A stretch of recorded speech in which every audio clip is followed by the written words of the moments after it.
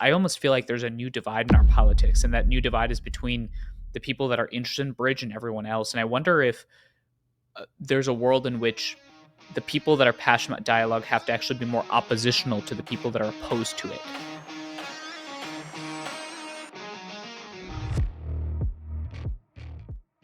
Welcome, amazing people, to another episode of The Hopeful Majority. Today, we're going to change things up a little bit and have a conversation with one of BridgeUSA's amazing student leaders that is building a lot of great work and dialogue on their campus.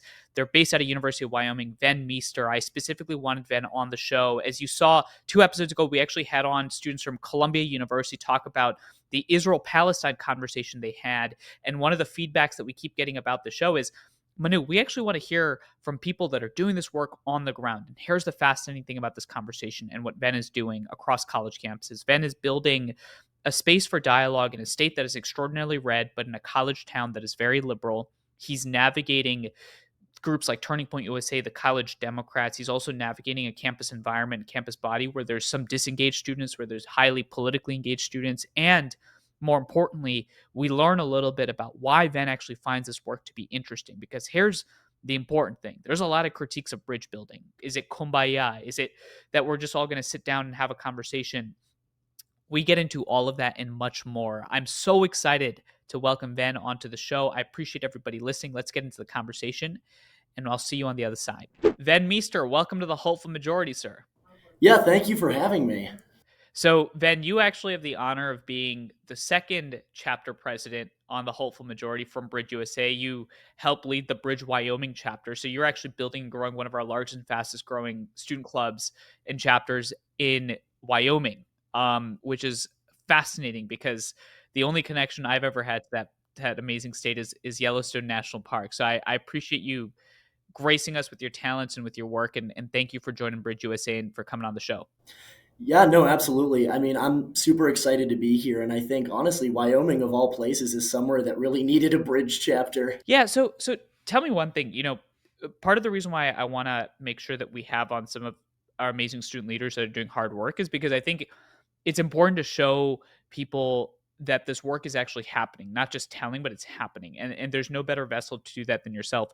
Um, uh, how did you actually find out about Bridge in the first place, and what caused you to join? Like, why Bridge for you? Yeah, no. So I actually found bridge through two different avenues at the same time. Okay. One avenue was I was reached out to just by a member of Bridge National over Instagram. My chapter was one of the pilot chapters for the Instagram outreach program and like seeing if that worked. The other way was my university president was spearheading a freedom of expression campaign, and I was helping out with that. And it was Bridge was actually brought up to me as being an organization we should consider reaching out to. And so I looked into the mission and I looked into what Bridge did, and I saw that Instagram message, and I knew I had to be a part of it, and the rest is history. For the folks that don't know, you do a lot of things with your time and you keep yourself very busy.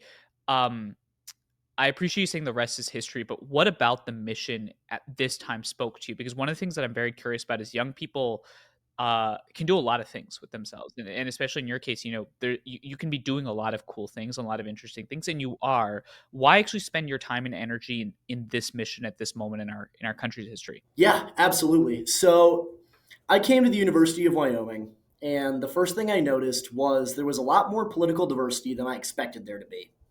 We have a very prominent chapter of college Democrats. Being a college campus, we have a lot of left leaning students. At the same time, we have one of the largest Turning Point chapters in the country. Our Turning Point chapter president won pretty much every student leader award you could win over at their conference. And so, just the amount of political diversity right off the bat was very intriguing to me, especially because I am somebody who has always been entirely publicly neutral. And what I found out was that on the campus at the University of Wyoming, if you wanted to be politically engaged, you had to pick a side. Whether you were a freshman and this was your first time away from your parents, or you were a poli sci major and this was your life, you had to pick a side and you couldn't interact with the other side at all. And so I saw Bridge and I thought, I could try to be a part of Turning Point and I could try to get Turning Point to engage with college Democrats. I could go vice versa. I was in the student government for a while. And what I realized is Bridge is about dialogue, and it's about bringing all those people together. And so rather than pigeonholing myself into a group on campus like the student government, college Dems, Turning Point, I want to be part of the group that brings all of them together and helps them work with each other and build those bridges. Why do you think the college campuses and the environments have become such where if you show up on campus and you want to be politically engaged, you have to take a side? Like why do you think that is the case, and why is that the case at a place like University of Wyoming? That's a fantastic question. So, if you look at it on a grand scale, right, it's all about communication.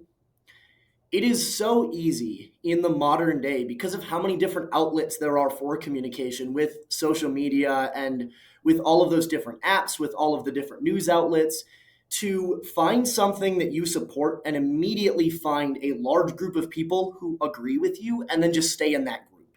And because, unlike, when my parents were growing up, I'm already exposed to an absurd amount of political media, even in middle school, right? And so now more than ever, my political opinions are coming from what's online.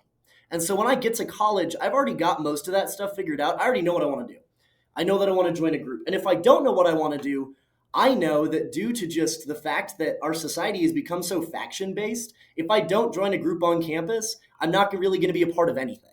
And so if I want my voice to be heard, I have to be a part of something. And Wyoming, that's especially true no matter which side of the spectrum you're on, because your choices are either to be a part of essentially an offshoot of our Freedom Caucus, right, and have those strong Republican Wyoming values and be a part of that group, or if you are left leaning, you take one of the only left leaning places in the state, that being a college campus in Laramie, and you have to hone in and join those liberal groups. And that's the only people you can interact with because that's the only way you can get your voice out there as a Democrat in Wyoming. And so I think really everybody's learned, especially where I'm from, that the only way your voice is going to be heard is if you are alongside a million other voices and all of those voices agree with what you're saying, because then you're just talking louder than everyone else and you're actually having an impact. Hmm. It's fascinating because you've essentially defined that the search for political parties one that is a search for identity, right? And everyone's looking for some sort of group to belong to, some sort of faction to be a part of. And you describe that as like a dynamic within the student body. I mean, I think that's a dynamic writ large. So one of the questions I oftentimes get about the hopeful majority about Bridge is that by joining what might seem like a politically neutral space on face, are you actually giving up your identity, or do you find identity within that? Because if there's a myth that nobody actually believes anything in a Bridge USA space. So what identity is there to be found? So do you feel like you found some of your identity or a new identity within a Bridge space? Absolutely. Yeah. I think, and I've talked about this before, one of the biggest misconceptions about Bridge is that if you are in Bridge, you don't believe in anything. And that's not true at all. Bridge is about encouraging all beliefs, all perspectives to interact with each other. One of the big things I tell people who come to the discussions is I want you to come in thinking you're right, and I want you to leave still thinking that you're right. It is a space where everybody of every walk of life can express their beliefs because we don't necessarily all have to agree. We don't all have to compromise, right? I found my identity in being the moderator and the mediator and bringing people together. I found my identity in Bridge by being exposed to more political beliefs than I ever would have been, right? I don't think that you can truly say that you have a solid and strong identity if it's never been challenged. And Bridge allows you to be in a space where your beliefs are challenged by people who disagree with you.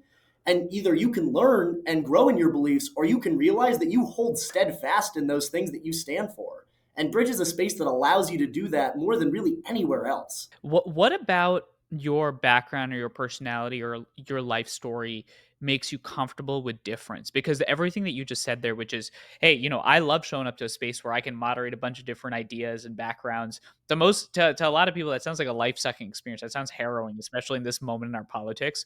So take a step back and tell me a little bit about your life. Like, why is that an attractive identity for you to embody? So I grew up in exceptionally rural North Dakota in a town that, as of a couple weeks ago, boasted a population of 212 people.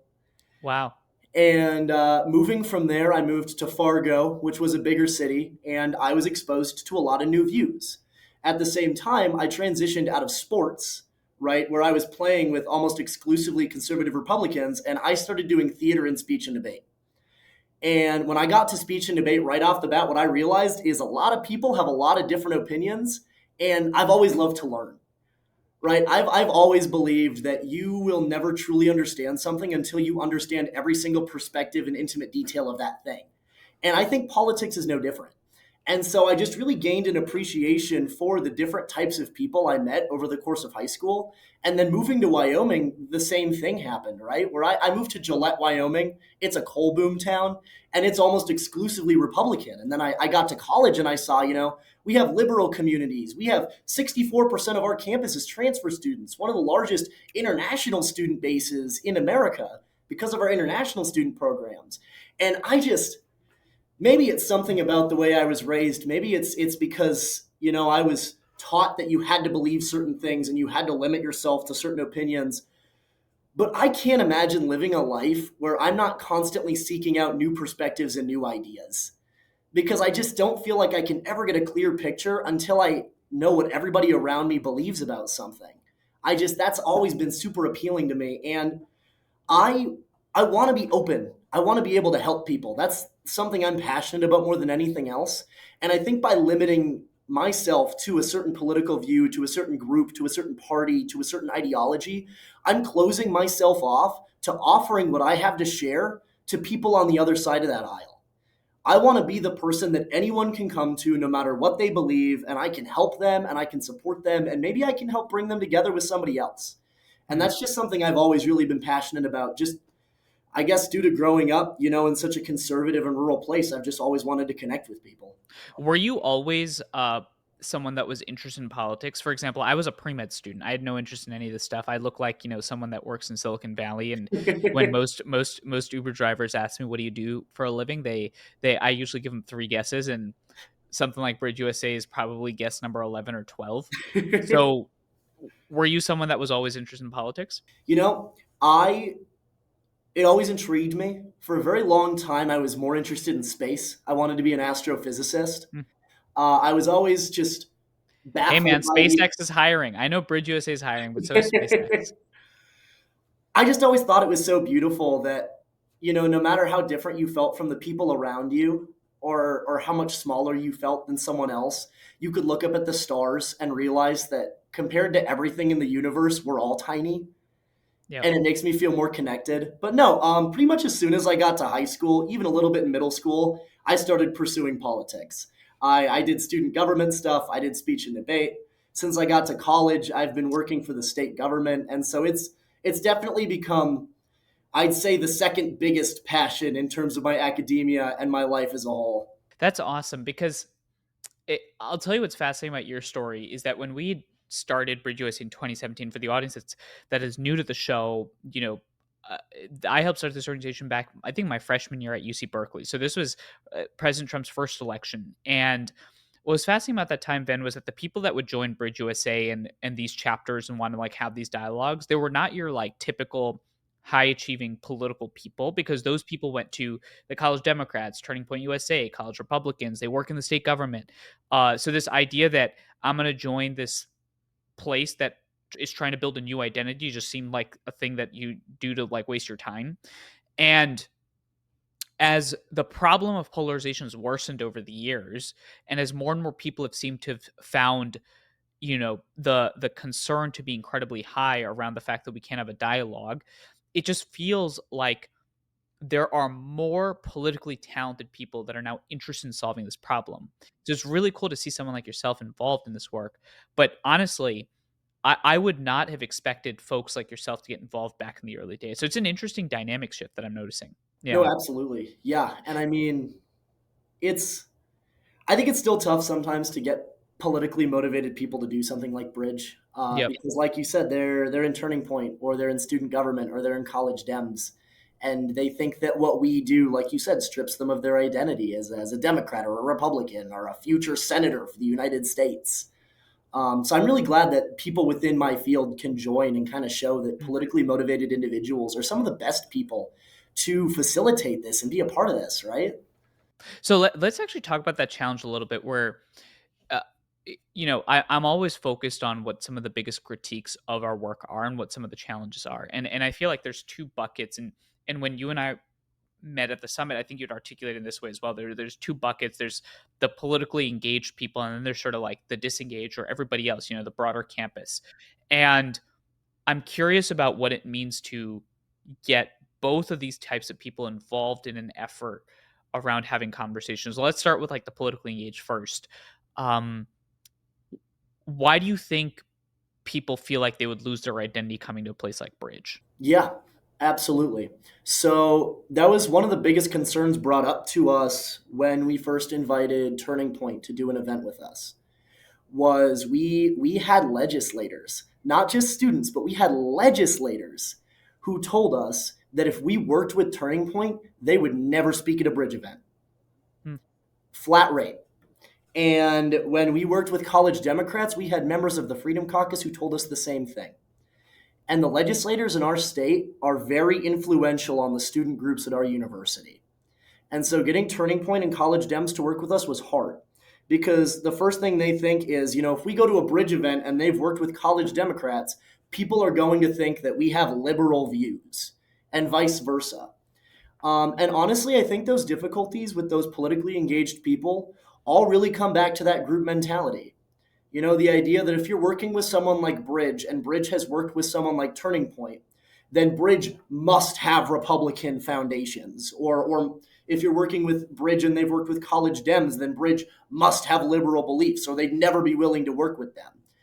And honestly, I think that convincing people in politics, especially students in politics, that our goal is to bring people of different ideologies together is always going to be a hard sell Hmm. because they want to exist in a world in which everybody agrees with them because they think that they're right and everyone else is wrong. And they don't need to talk to people who disagree with them because it's just a waste of their time. Do you think so over this past fall semester, I think we had like our largest semester yet, where we had, I think, 10,347 or so students engaged Bridge chapters, is the most out of any semester or frankly year in one semester comprised. And all these students were passionate, engaged, listening, talking. And to me, it feels like it's not just a challenge actually of trying to get people into neutral space. I almost feel like there's a new divide in our politics, and that new divide is between the people that are interested in Bridge and everyone else. And I wonder if there's a world in which the people that are passionate about dialogue have to actually be more oppositional to the people that are opposed to it. Or do you see Bridge more as just generally sort of a neutral space that convenes everybody? How do you think about that dynamic? I think, and I'm looking at this from the perspective of how we've kind of marketed things as Bridge UIO, Yep. an argument that you hold that nobody else is arguing against is a bad argument. Just full stop. Right? If I have a belief that nobody can disagree with, it's not a good belief because it's never been challenged. And that's something I offered to Turning Point. It's something I offered to college Democrats. It's something I've offered to non political organizations. Now that we're trying to get religious organizations involved to talk about religion on campuses, Mm. our biggest thing that we've been trying to push is not necessarily oppositional, but definitely bold, right? The idea that if you're not engaging with someone like Bridge, if you're not willing to have those conversations, if you're not willing to express your beliefs, then you're almost admitting that your beliefs aren't very strong. Yep. If you're not willing to be challenged, then you're afraid of what happens if you're challenged. And honestly, that's helped engagement a lot because it's allowed people to show that they are steadfast in their beliefs and they are steadfast in the things that they want to express. And they've become more willing to be challenged because we've pushed them into that by really just saying, if you won't stand for your beliefs in a Bridge discussion, then where will you stand for them? Because we're giving you an opportunity to express them in a formulaic and moderated environment. This is the perfect chance for you to show that your arguments mean something. It's really important because what it demonstrates is the value of creating a space that has social credibility, right? Like no one's going to care about coming to our space if nobody cares about it, right? But if the Democrats see the Turning Point people showing up and the Turning Point people see the Democrats showing up, to your point, now you've actually played to their instinct for that arms race, except that arms race should happen at Bridge and someone like you should moderate it. So that's really interesting. Let's talk about the disengaged people because in some ways, one of the strategic questions that I oftentimes think about is our job and should it be to bridge the divide between some of the extremes, Or should we actually target the majority of people that probably have strong views, but are more interested in listening, more interested in dialogue, what I call sort of that silent majority, which, is now officially the hopeful majority. How do you actually engage the disengaged or the people that are in the STEM sides of the school, the business folks, etc.? Yeah. So one of the big things that we've been pushing lately, with especially like STEM majors, is bridge isn't inherently just we're having big conversations about political issues, right? One of the biggest things we target is state issues and local issues, things that Yep. affect everybody, and pushing the idea that civil dialogue is a skill set. It's not just a movement. It's not just a political revolution. It's a skill set. Being able to have conversations with somebody you disagree with can help you if you are a mechanic, if you are a farmer, if you are in the medical field, if you are a lawyer, right? Being able to have civil dialogues is essential. Beyond that, just being able to express yourself in a public speaking format and have conversations is an equally important skill. And so we've almost been trying to push bridge discussions to the disengaged, as not only is this a place where if you don't know a whole lot about politics, you can come, you can listen, you can learn, and you can make those decisions for yourself without feeling pressured to join a party like you would if you were going to a college dem or a turning point meeting. But you can also just learn how to have conversations with people you disagree with. You can learn how to meaningfully disagree with somebody. And you can learn how to speak in a format like that and just conversate better. And that's a skill set you'll carry with you no matter what field you're in. Yeah, I mean, I hear you when you say, bridging is a 21st century skill. It's similar to coding and similar to AI competency. If you're going to live in this very diverse democracy, you got to be able to talk to each other. That feels like a relevant skill set that we ought to teach. Now, the challenge becomes, how do you engage people when oftentimes the disengaged folks will say, I don't have the knowledge or the facts to show up in this conversation, or I'm scared to show up in this conversation because it's a very heated dialogue and I don't necessarily want to jump in. How do you speak to sort of that hesitation or fear around lack of knowing in a bridge environment? Yeah, absolutely. The biggest thing you really got to tell people is, you don't have to have a bunch of facts. You're coming to express your beliefs. This isn't a debate. You're not coming in here and we're going to say, you know what, you get 10 points and this guy gets 5 points because he came in without the knowledge, so this guy wins. We are having open civil conversations. And somebody who's not necessarily super politically involved, I'm not going to say, you know what, the first bridge discussion you should come to is where we're talking about Trump's executive orders, right? I'm going to say something like, you know what, next week we're talking about the impacts of pornography. And you know what? If you know anything about that, if you've ever been a teenager in America, come and share your views, come and share your beliefs, come and share your perspectives, right? And I think that including topics like that, including especially Nice. socially relevant topics that everyone knows something about, is a good gateway to getting people to come in and talk about something that everyone's kind of got a baseline on. And then they can expand from that and say, you know what, I do want to come to one of the more politically charged ones. And I want to hear people. And maybe I went home and I read a couple articles because I thought that bridge was cool and I wanted to be able to engage in those conversations. And just right off the bat, just from that, you've gotten somebody who's now engaging more with politics because they want to be able to express their beliefs about something. I hear you. One of the most fascinating things about your story is you're now doing this at Wyoming, and you're doing this within a state that most people would perceive as very red. It's the same as, some of our students doing this work at Columbia, right? Which everyone would think is as blue as the face of the ocean. So, you know, when it comes to succeeding in a place like Wyoming and your university, tell me a little bit about the political dynamics you encounter, and then tell me a little bit about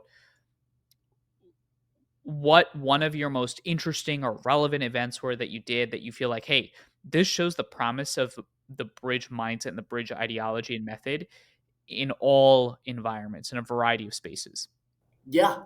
So, like you said, it's no mystery that Wyoming is one of the reddest states in the country. Hmm. Uh, Working for the state legislature, if you guys just pull up some of the legislation that's in our House and Senate right now, that is more clear than ever.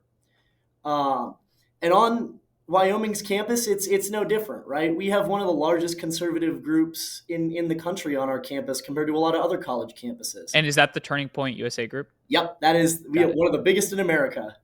Okay. But Okay. what you also find at UW is when Bridge does things, when we've done events, a lot of Republicans are still afraid to speak out at things like that. And the biggest thing I've tried to push is it gives Republican students an opportunity to de-villainize their image. Because a lot of the liberal groups on our campus have a tendency to villainize the red side of the political spectrum. And I don't think that that's exclusive to Wyoming. I think that oftentimes left leaning groups on campuses, especially college campuses, are always going to be more outspoken. And Republicans oftentimes feel very villainized by that outspoken behavior. And so we've tried to give them opportunities and get them to speak at those different events. And so, that segues. I honestly think the most impactful and important event that we did was a debate we hosted. We hosted a debate style panel between the president of our Turning Point chapter and the president of our College Democrats chapter. Now, not only were they the presidents of those respective organizations, but they were both members of our student government senate at the same time, and the president of our College Democrats chapter is an openly male to female transgender student who was involved in a lawsuit with her sorority over her gender identity. Which was That so that event, for the record, sounds like the Mount Everest of dialogue. it was so impactful that Charlie Kirk actually had quotes about the student on our campus. She made national news. Hmm. And so hosting that debate was terrifying. I wanted to make sure that everything went well, and we came in and we had questions. We had our Young Americans for Liberty president moderated alongside my vice president, and where we all thought there was going to be fireworks, and the different groups were saying, the Turning Point president, he's going to kick it down and he's going to show those liberals who's boss. And on the other side, we were saying, we had the College Democrats saying, tear them down and show them that these Republican ideals in Wyoming are a waste of time and we need to progress. What we really found is no fireworks at all. By the end of that debate, by the end of that panel, not only were those two presidents incredibly civil with each other, but they had significantly more in common than they expected to. Both Hmm. growing up in Wyoming, both believing in a lot of strong American ideals and wanting to push for the future of the state of Wyoming and for America, they agreed on a great deal of things. And it was beautiful to watch. And not only that, but people stayed for hours after that debate was over having conversations. It's honestly probably the first time that the College Democrats group and our Turning Point group have been in the same room. And I'm confident in saying that more civil dialogue happened there between those two groups than they've ever communicated in the years upon years they've been on our campus. And it's because we brought those two incredibly politically different people together and showed that they're never going to agree on a lot of different things. But they can have civil dialogues and they can agree on wanting a better future for America and wanting a better future for our college campus and the state that we share. And it was incredible. One of my favorite quotes over the last 5 years doing this work is a quote that I found called the best antidote to polarization is humanization. It sounds like those students in particular experienced that, where you said they learned that they grew up in Wyoming, they had shared values, they maybe even had some shared fears and they were concerned about those things. Maybe they arrived at different prescriptions but had a similar starting point. It's fascinating that you all pulled that off. What I'm hearing from that is two things, and it's something that I heard at the Columbia event about Israel Palestine. Anyone listening can watch that last episode, and then we've seen this across the board with bridge dialogues across the country, which is one is people did not expect it to go that well. So most people already come into the and assume that bridge is impossible because they see the media. And the second thing is that dialogue would not be productive, that it would just be a shouting match. And both of those things seem to be untrue. Why do you think that is? Because I find that time and time again. Yeah, absolutely. I think it happens for the sheer reason of when I talk to a really conservative student on campus, they'll always tell me, oh, I hate liberals. But I Mm, have friends who are liberals and they're great. And vice versa. And I think it comes down to that humanization. People think because, like you said, because of the media, because of political polarization in this country, that when they have conversations like that, they're going to be incredibly charged and harsh and combative. But what we find is that students, I would say more than any other group of people, want to connect. They want to connect, they want to learn, and they want to engage. And giving them a stage on which they can do that and just have a one on one or a panel conversation or a discussion with people who don't agree with them, oftentimes they're incredibly willing to hear other perspectives. And even if they don't agree with them, I think that students are, in general, very amicable people to just hearing new ideas. That's what college is about. And so that's what we're seeking out in our day to day. On a group level in America, maybe politics is incredibly polarizing, but on campuses in those small groups, we want to work together and learn about each other. And I actually think that even if the dynamic at the national level is different, the dynamic in the small groups level, the fact is, and I think this is the political opportunity. You weren't here 2 summits ago. One of the things that we predicted was that I think the politicians of tomorrow are going to build a new coalition, and that coalition is going to be around the fact that the perception of the media is radically different than the reality on the ground. And this seems to be the case every time. And I think it's part of the reason why, frankly, most Americans just distrust everything because what they see in their daily lives is different than what they see in the talking heads. Do me a favor and respond to the critique of someone that's listening to this show right now and is saying, "Ben, that sounds great. But that also sounds like just a bunch of kumbaya." It sounds like really what happened in that event was that those two presidents weren't really interested in fighting, but they were just there to make civil peace. But once they leave that space, it's all gone kaput. How do you think about the kumbaya critique as it relates to that event and in general with your efforts in Wyoming? I've heard the kumbaya critique quite often, Have you and heard the kumbaya industrial complex, by the way? Have you heard that phrase yet? I have not, but that's I incredible. was I was referenced there was a New York Times story about all the organizations doing bridging type work, and right afterwards it says, "And the Kumbaya Industrial Complex." And I said, "Well, at least we're not the outrage industrial complex. It could be worse." But no, I think, you get that critique by somebody who's never been to an event like that. Mhm. And I think the first thing you got to say is go to a discussion like that, and you'll see that it's not all like that. There are One of the best examples is we did a debate between our Students for Reproductive Rights chapter and our Students for Life chapter about abortion, and that was far from kumbaya. I'll tell you what, it was civil and it was incredible to see all those people having those discussions afterwards, but there was excessive disagreement. And there were people who will never agree with each other. And so I think to the kumbaya critique, the goal of bridge isn't to make everybody agree. It's not to make everybody, hold hands and spin in circles and sing songs together. It is to teach people how to constructively disagree with each other.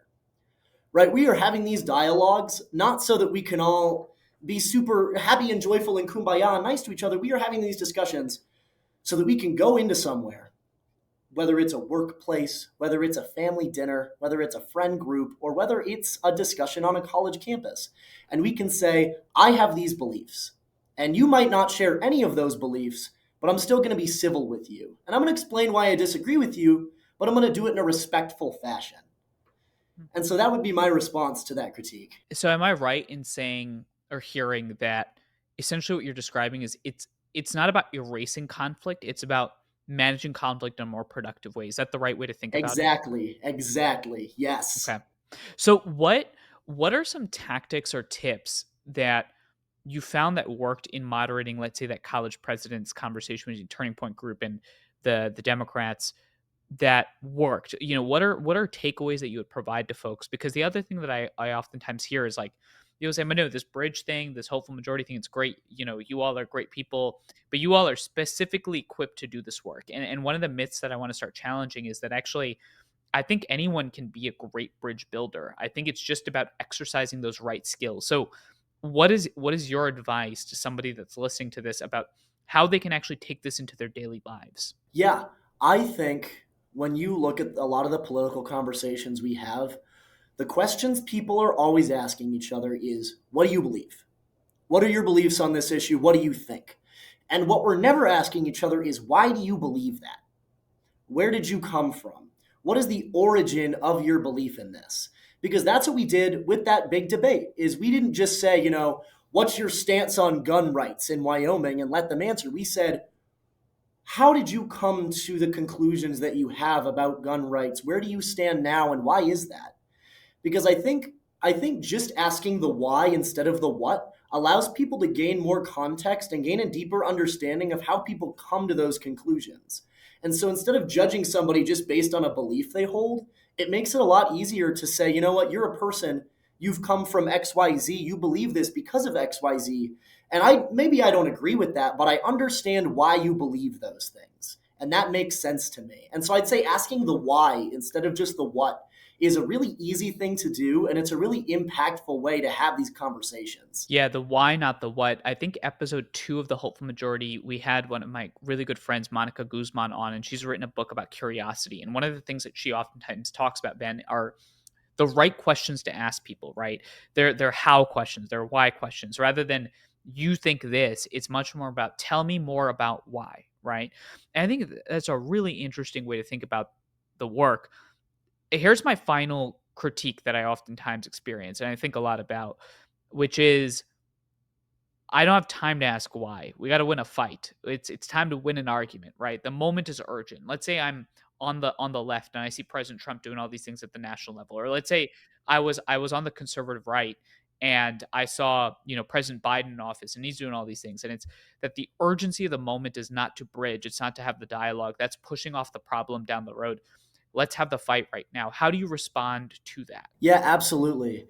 I think the first thing you got to realize is we've seen what happens when our presidential party, when our Senate, when our House is entirely liberal, when it's entirely Democratic. We've seen what happens when it's entirely red.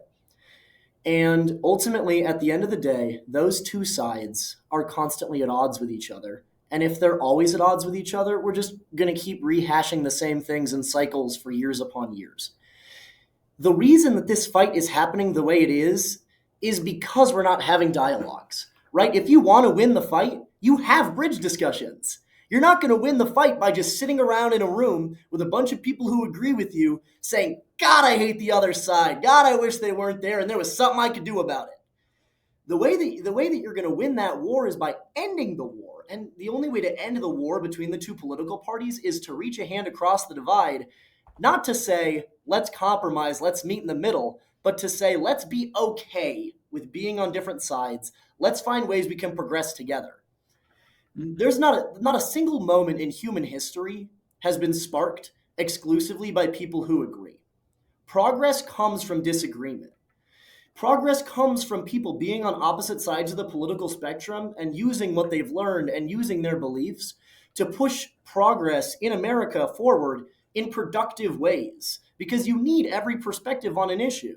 As much as people like to pretend, Republicans alone are never going to solve every issue in this country. And Democrats alone are never going to solve every issue in this country. In order to stop the division, people need to be willing to hear each other out because there might be some ideas that they can take from each other.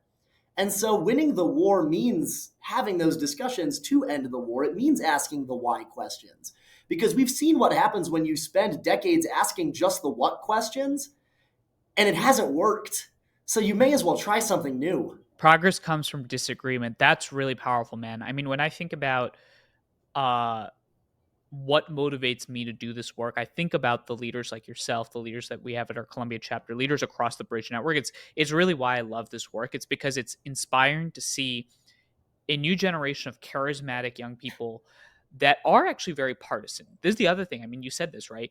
Like, you can be a bridge builder and believe a bunch of shit. Like, being a bridger does not mean Yeah. that you don't care about the world. It means that I care about ending the war so that we can create progress in a shared environment, right? Which I think is a fascinating frame. So I just appreciate people like you that are out there that are building and working and doing this stuff. And I was actually going to end this conversation by asking, why do you think this work is important? And I think you actually just articulated that. So here's what I'll ask you. It might seem like a very random side trail question, but I am very interested in the impact of AI, and I'm very focused and interested in thinking about how to leverage emerging technologies to advance this mission. I know one of the things that you do is you work at an AI startup, Yeah. which has actually come in a few conversations since, believe it or not, since you had brought it up to me. Uh, Tell me a little bit about how you think we can leverage AI and future technologies to advance this to work, because I'm very curious about reaching even the younger generations and recognizing that we can have all these conversations, but there's a constant technological revolution happening outside. Yeah, absolutely. I think one of the things you got to look at, right, is how Bridge operates. Bridge is an organization, we have structures for our discussions. We have discussion norms, we have moderation strategies, and the same thing applies to things like conflict mediation, which is what the AI that I work with is working on, is how to have conflict mediation dialogues.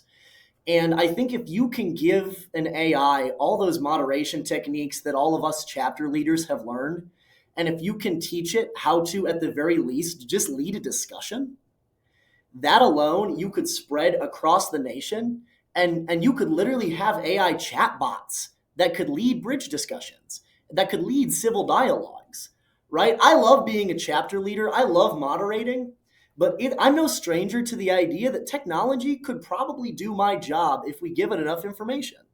And I think that if you can expand that, you can have civil dialogues anywhere in the nation at any given time without having to rely on, the advertising and the word of mouth and necessarily having a person doing it in all of those places, because there might be universities where there's students in desperate need of somebody to help them lead a dialogue discussion, but none of them are brave enough to step up and say, I want to be the president of a bridge chapter.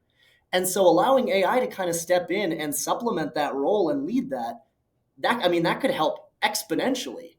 And it's something that I think is growing more and more possible every year with the way that we're teaching conflict mediation and dialogue to chatbots and how they're using those norms and those figures. Yeah, it's a fascinating thought experiment, and I think there's obviously a lot of trust and safety questions about it. I'm sure people are thinking, well, if you had a chatbot, how do you make sure that it moderates a conversation effectively? Yeah. But that's not the scope of this conversation. I just wanted to make sure that we tickled that subject a little bit. Yeah.